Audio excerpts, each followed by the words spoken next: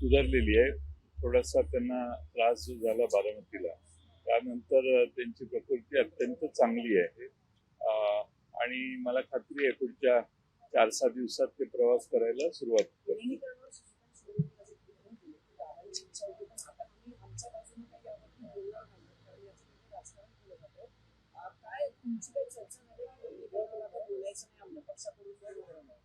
माझी काही चर्चा झालेली नाही, पण पक्षाच्या अध्यक्षांनी जर असं विधान केलं असेल तर त्याप्रमाणे आम्ही पक्षाचे कार्यकर्ते यावर बोलण्याचा प्रश्न उद्भवत नाही. शशिकांत शिंदेंनी जे काही मासिकामध्ये लिहिलं, जे लेख जो लिहिला आपल्या पक्षाच्या याच्यामध्ये, तर त्यामध्ये त्यांनी काही तपशील दिलेले होते की कशी ती चर्चा जी होती अजितदादा असताना पुढे गेलेली होती.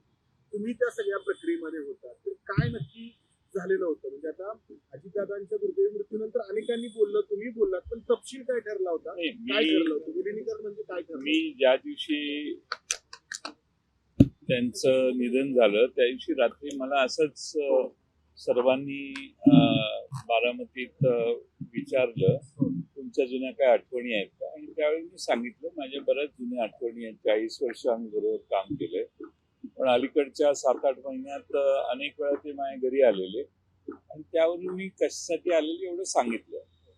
आता त्यावर मला आता भाष्य करण्याची काही इच्छाही नाही आणि आवश्यकताही नाही.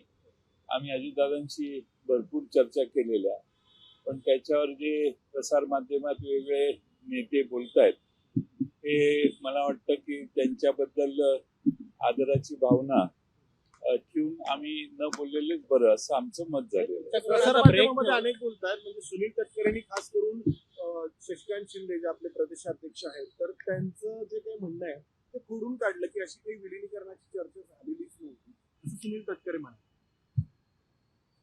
ठीक आहे, आता त्याला ज्या माणसाशी नेत्याशी आमची चर्चा झालेली हेच नसल्यामुळं अशा विधानाला उत्तर देणंही मला आवश्यक वाटत नाही.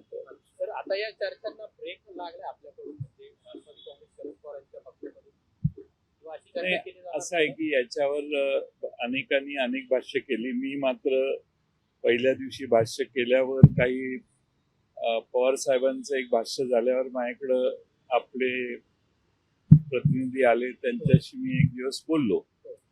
काय फॅक्ट आहे हे फक्त सांगितलं आणि त्यानंतर मी या विषयावर बोललेलो नाही, बोलायचं टाळलेलं आहे आणि आताही मला बोलण्याची काही फार आवश्यकता आहे असं वाटत नाही.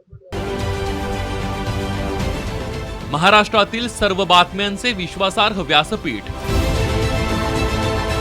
सकाळच्या सर्व सोशल मीडिया प्लॅटफॉर्मला लाईक, फॉलो आणि सबस्क्राईब करा. तसंच सर्व नोटिफिकेशनसाठी बेल आयकॉन प्रेस करायला विसरू नका.